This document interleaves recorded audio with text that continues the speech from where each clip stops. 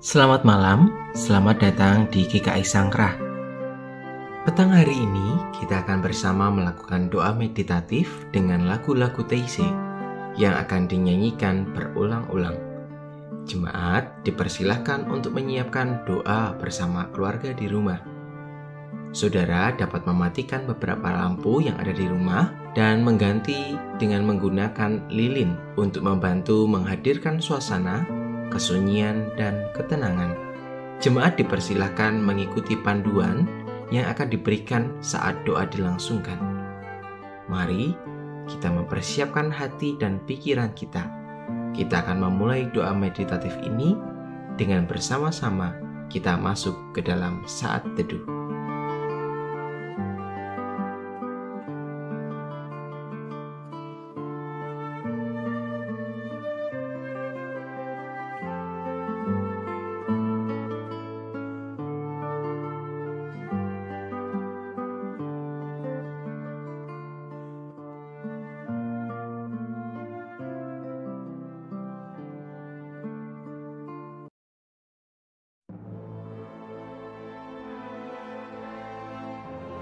Ia telah mati.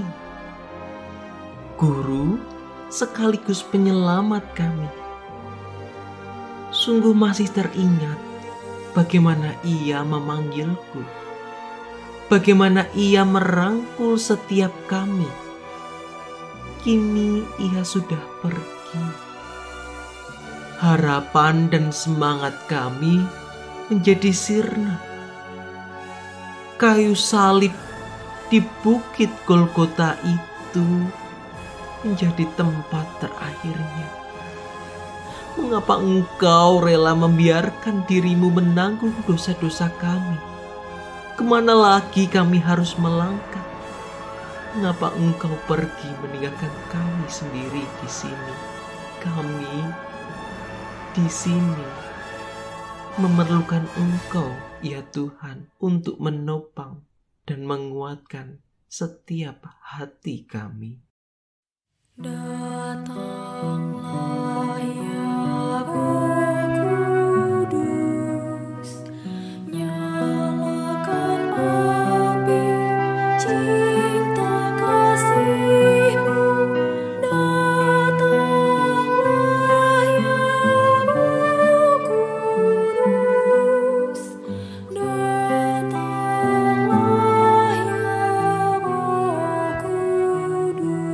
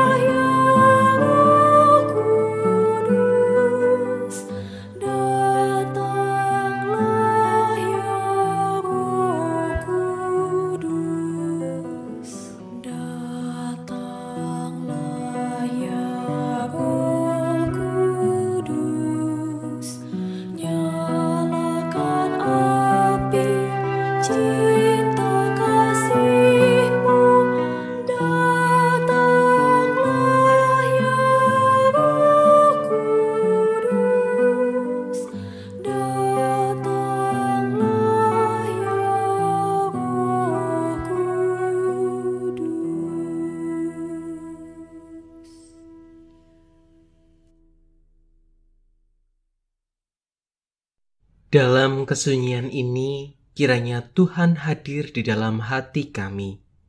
Datanglah kepada kami, karena kami mau membuka hati kepadamu ya Bapa. Kami berpengharapan, serta yakin teguh akan hari esok, bahwa Tuhan akan bangkit. Kami tidak takut, untuk itu hadirlah bersama kami, ya Tuhan. Janganlah takut, janganlah cemas, di dalam Tuhan berlimpah rahmat. Janganlah takut, janganlah cemas, serahkan Tuhan. Janganlah takut, janganlah cemas, di dalam Tuhan berlimpah rahmat. Janganlah takut, janganlah cemas, serahkan Tuhan. Janganlah takut, janganlah cemas, di dalam Tuhan berlimpah rahmat. Janganlah takut, janganlah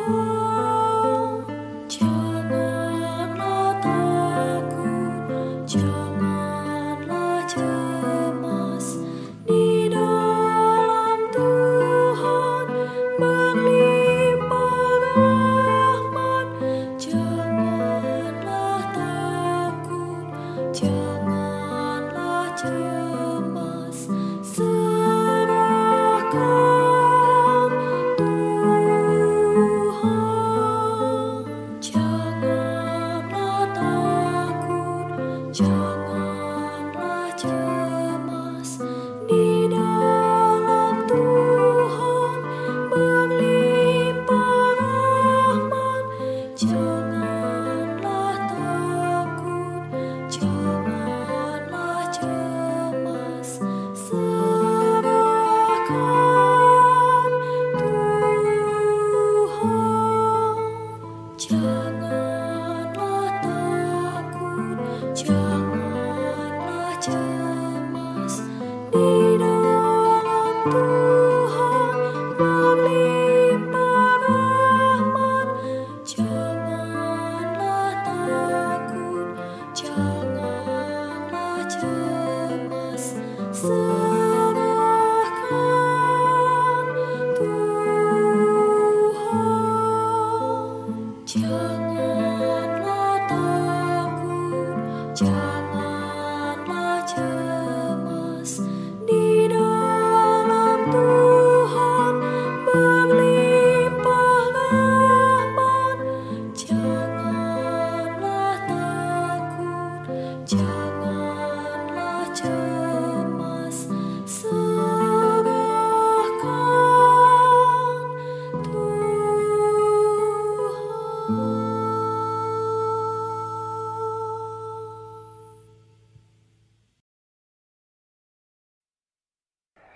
Menjelang malam, datanglah seorang kaya, orang Arimatea yang bernama Yusuf, dan yang telah menjadi murid Yesus juga.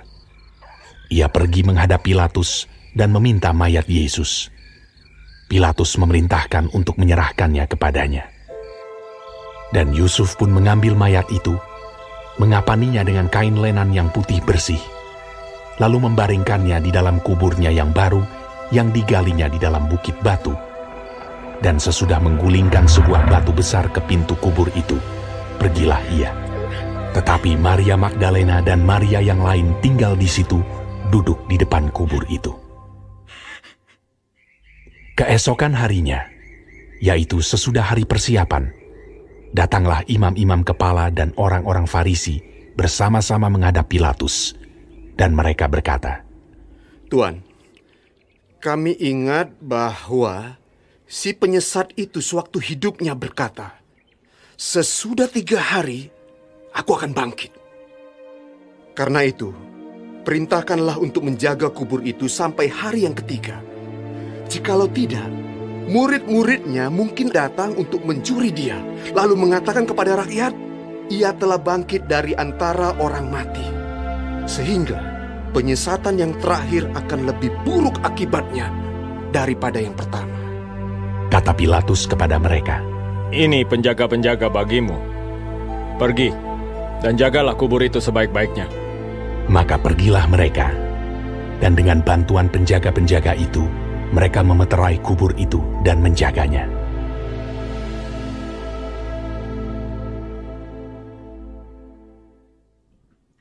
Jemaat yang mengasihi dan dikasihi Tuhan, pernahkah saudara mengalami sebuah peristiwa yang begitu mengguncangkan sehingga hidup ini tampak tanpa makna dan kita kehilangan tujuan hidup?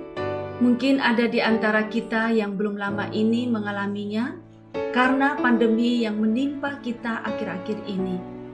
Perasaan sedih, khawatir, kecewa, dan frustrasi kerap kali terasa begitu membingungkan, hingga tak sedikit dari kita yang kemudian justru melakukan hal-hal yang menghancurkan kehidupan sendiri ataupun kehidupan orang lain. Kita tidak sendirian. Orang-orang yang terdekat dengan Yesus pun mengalami perasaan demikian. Selama kurang lebih 3 tahun, mereka hidup dengan penuh harap dan kagum pada sosok bersahaja dalam diri Yesus. Namun hanya dalam waktu kurang dari 24 jam, harapan mereka luluh lantak. Hati mereka hancur saat melihat sosok Yesus tak bernyawa di kayu salib. Orang yang biasanya berbondong-bondong mengikuti Yesus, kini satu persatu meninggalkan dia. Bahkan para muridnya pun hanya menatap dari kejauhan. Tinggallah beberapa sosok yang terlibat dalam narasi pasca kematian Yesus. Yang pertama adalah Yusuf. Tidak banyak orang yang kita ketahui tentang Yusuf selain tertulis bahwa ia adalah orang Arimatea yang kaya, seperti terdapat dalam Matius 27 ayat 57.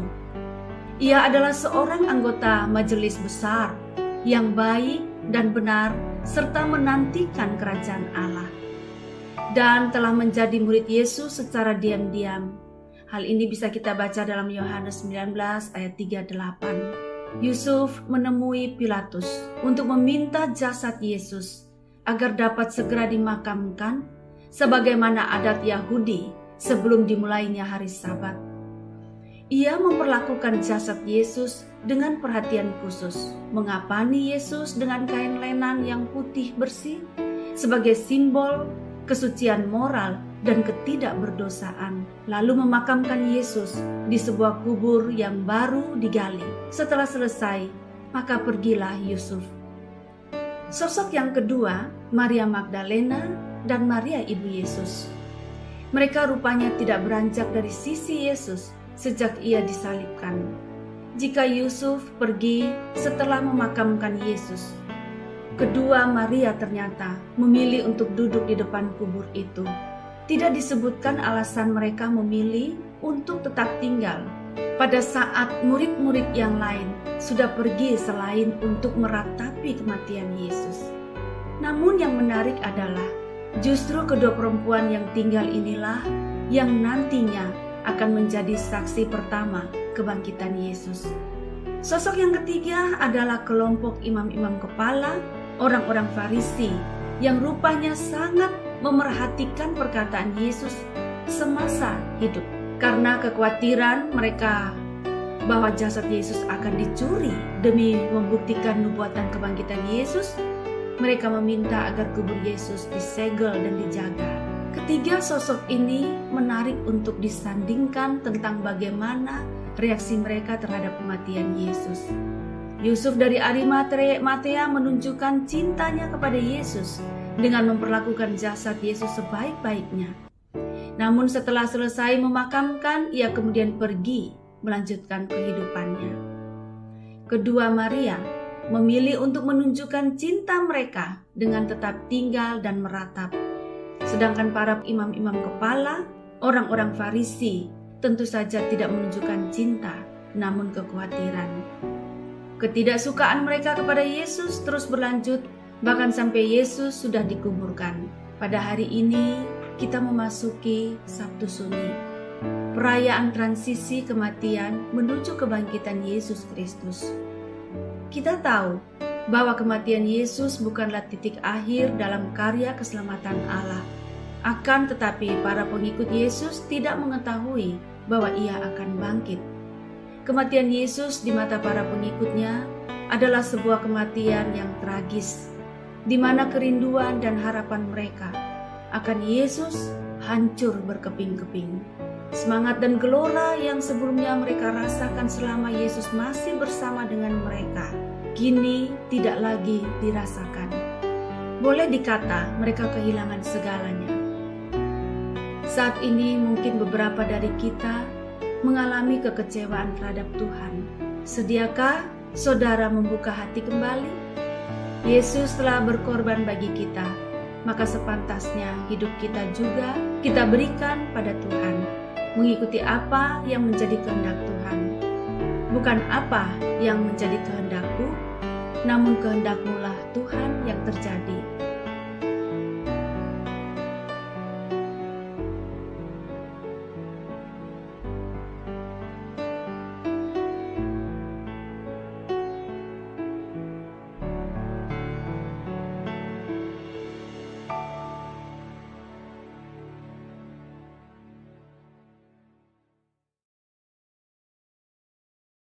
Di dalam cinta dan kasih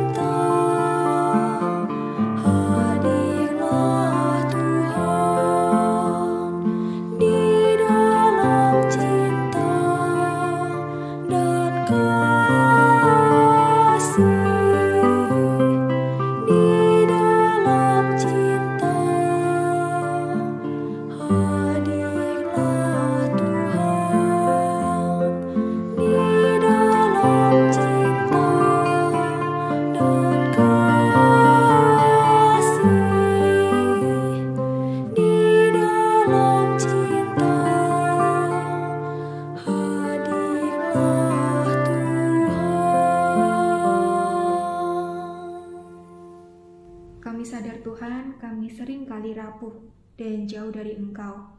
Kami begitu lemah dan sering kali tergoda untuk berbuat dosa. Entah berapa orang yang mungkin terluka oleh setiap perkataan serta tindakan yang kami lakukan pada mereka. Ampuni kami Tuhan untuk setiap perilaku yang berakar dari hati kami yang tidak mencerminkan kasih-Mu. Sungguh Tuhan, kami memohon ampun. Ya Tuhan, dengarkanlah seru doa kami.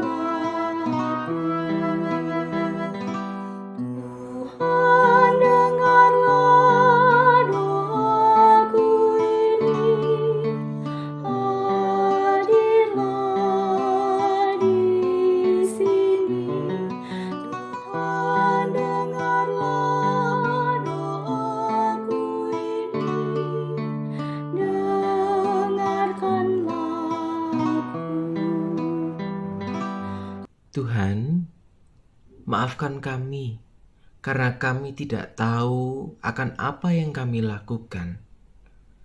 Seringkali tindakan kami merusak alam, sehingga alam seringkali menjadikan pelampiasan atas keegoisan kami.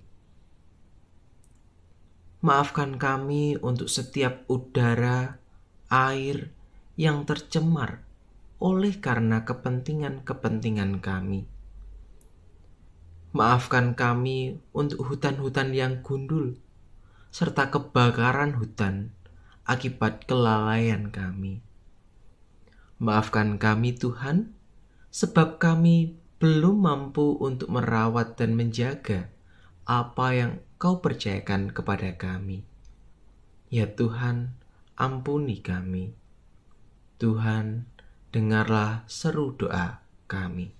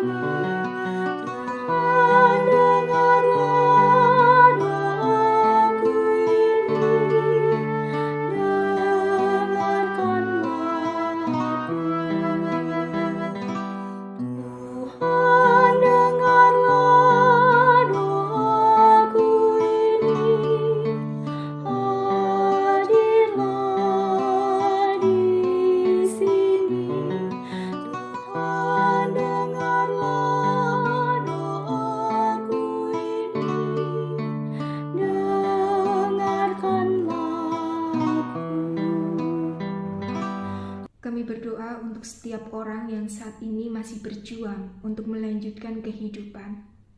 Kiranya Tuhan selalu menjaga dan memelihara mereka. Kami tahu hidup di tengah pandemi bukanlah hal yang mudah.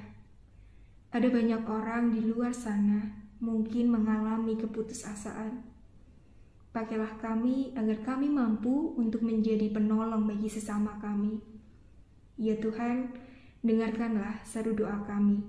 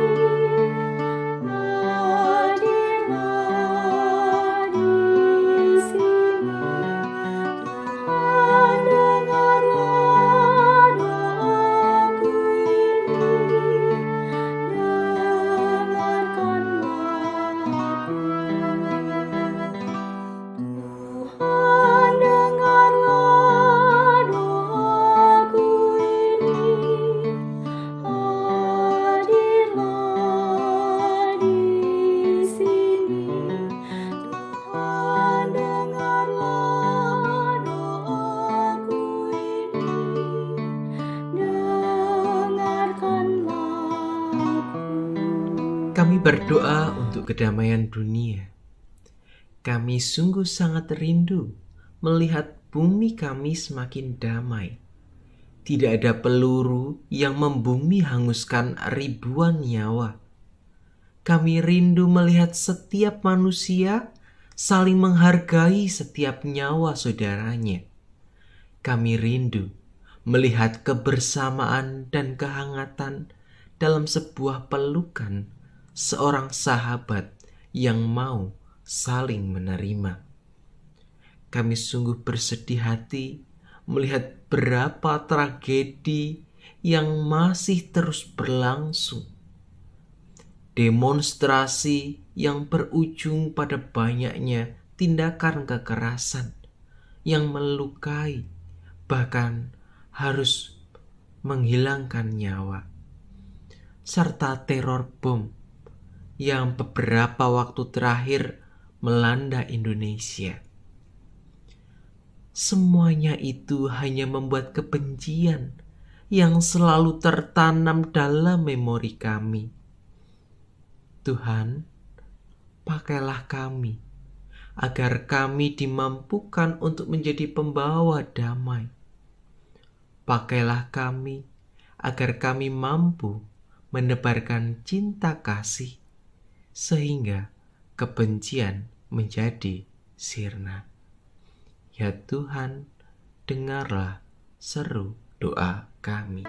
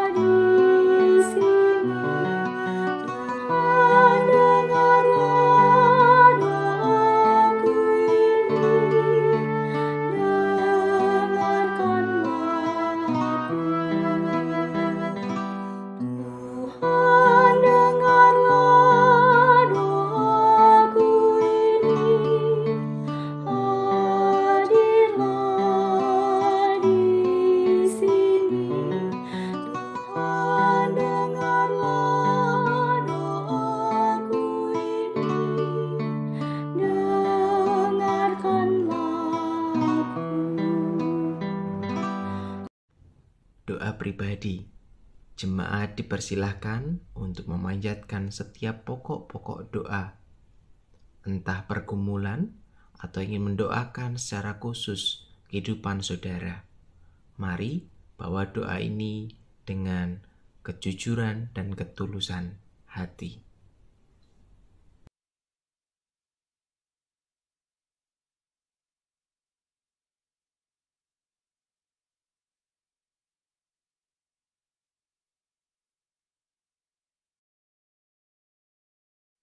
See